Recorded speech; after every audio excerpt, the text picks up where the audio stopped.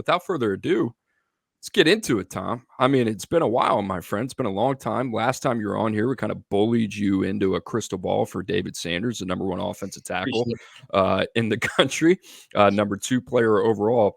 Since then, the story arc of David Sanders has kind of been a little bit more interesting to follow than I think last time we talked. We felt pretty confident about Clemson, but he took an OV to Nebraska. He's got OVs on deck to Clemson at the end of this month. Georgia, Tennessee, Alabama, Ohio State, South Carolina. There's a lot more teams involved here. I know your current crystal ball is on Clemson, but what can you tell us about David Sanders and the latest with his recruitment? I expect him back at Georgia this weekend, so there's that. That's going to be intriguing.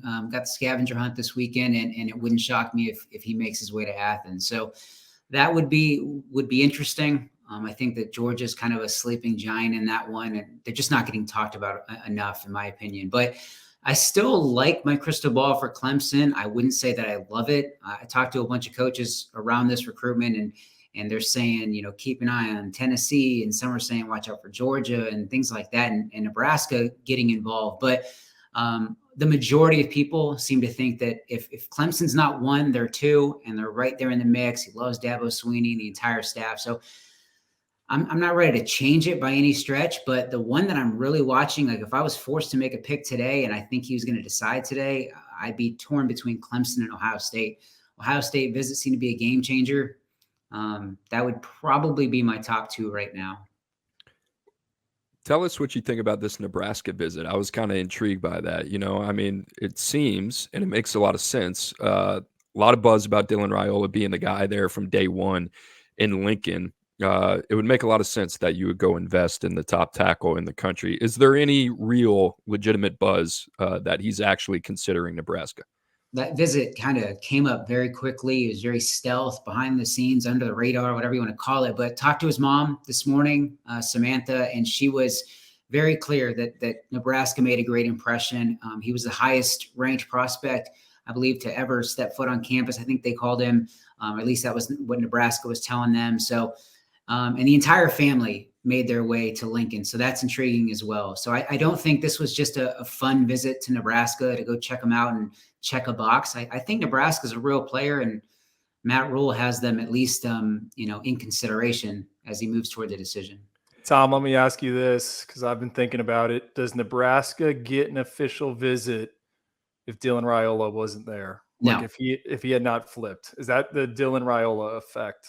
I think obviously the fact that you're thinking about it is exactly what I think everybody else is on board with. So he's likely going to be the guy sooner rather than later. And I think that the fact that he's just done a great job of connecting with David Sanders and recruiting him, making him a priority, guys like that people want to play with. So if he has success, they're going to land a lot of guys that we previously hadn't talked about.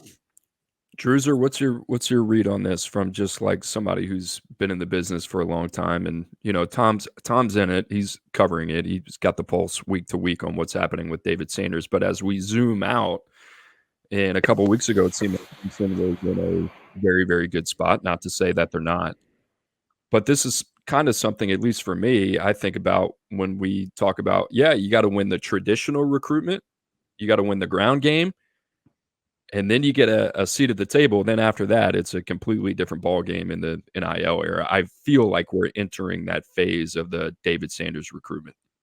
Yeah, that's why it seems like the Tigers have faded a little bit. I don't want to put words in Tom's mouth. My thing with Clemson, the longer this stretches out, I think the less confident or optimistic I would be about him signing up to play for Matt Luke and Dabo Swinney.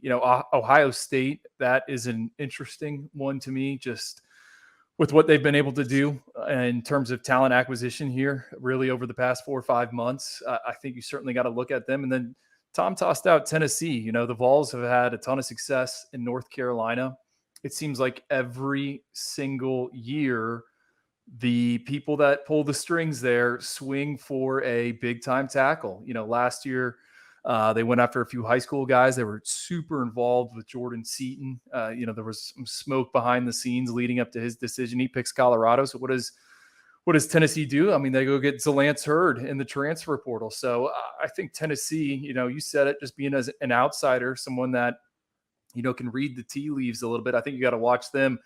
Coop, I don't know if you would agree here, but Georgia, David Sanders doesn't feel like a Georgia offensive lineman. This really isn't something we've seen them kind of target in the trenches. With that being said, he's certainly prototypical. He's got all the traits, monster upside. It just seems like Kirby, Stacy Searles, they've kind of built what they got going on more so with the ass and mass. He might be the exception of the rule. I mean, we're talking about the number one offensive lineman in the country, top 5 player as well. If there's a guy recently, you look at the schools on deck that maybe are in contention here for David Sanders. All right, is there a player that he kind of comps to from any of these schools? I would probably go back, look at Ohio State. Is it Paris Johnson, right? Top 10 pick of the Arizona Cardinals, more of a traitsy left tackle, and a guy that, by all means, I don't think he was a finished product when he got drafted by the Cardinals, right? So to me, I'm just thinking of a program that maybe is able to kind of convey that message to David Sanders, like, hey, this is the closest thing that we have to you, and we've developed that player as well to be a top 10 draft pick. So we'll see what happens with David Sanders.